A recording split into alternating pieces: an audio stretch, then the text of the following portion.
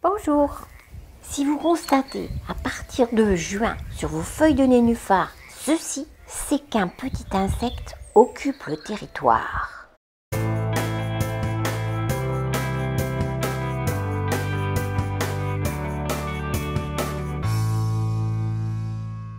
Son nom c'est Galéruc de nénuphar. Il est petit mais redoutable pour les feuilles des nénuphars. Il fait partie de la même famille que les coccinelles et les scarabées, les coléoptères. C'est une famille où l'on a une carapace pour protéger les ailes. Il passe les 3/4 de sa vie sur les feuilles de nénuphar. Au printemps, il va en glissant sur l'eau à très grande vitesse retrouver toute sa famille sur les feuilles. Ils ont des ailes mais en fait ils ne les utilisent qu'en cas de danger.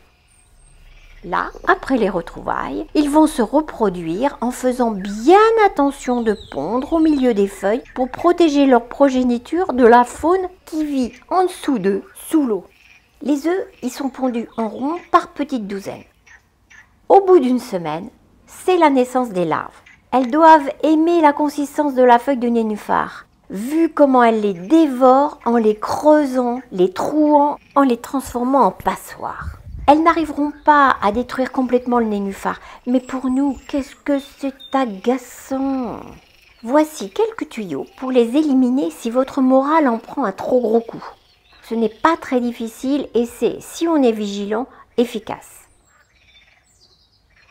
Au stade œuf, c'est-à-dire avant que les feuilles soient trouées, franchement pas facile de les voir. Une bonne vue ou une loupe sont nécessaires. Au stade larve, c'est plus facile, car nous les distinguons bien et nous repérons tout de suite les traces laissées par leur gourmandise sur les feuilles. Évidemment, on n'utilise pas de produits. Cela aurait trop de conséquences sur le reste de la faune aquatique. Voici 4 solutions efficaces. Soit on met tous les jours ou même plusieurs fois par jour un coup de jet d'eau sur les feuilles afin de les faire tomber dans l'eau et de les offrir gratis aux poissons ou larves de libellules. Soit on descend dans le bassin si on les voit et on les écrase entre les doigts.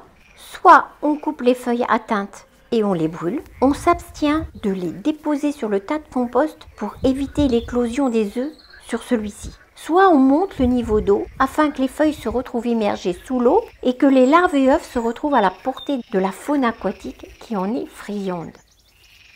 Une petite info, les grenouilles adorent manger les adultes, mais ne sont pas fans des larves et des nymphes. Les nymphes, c'est quoi? C'est le stade de développement intermédiaire entre la larve et l'insecte. Et voilà, et à bientôt!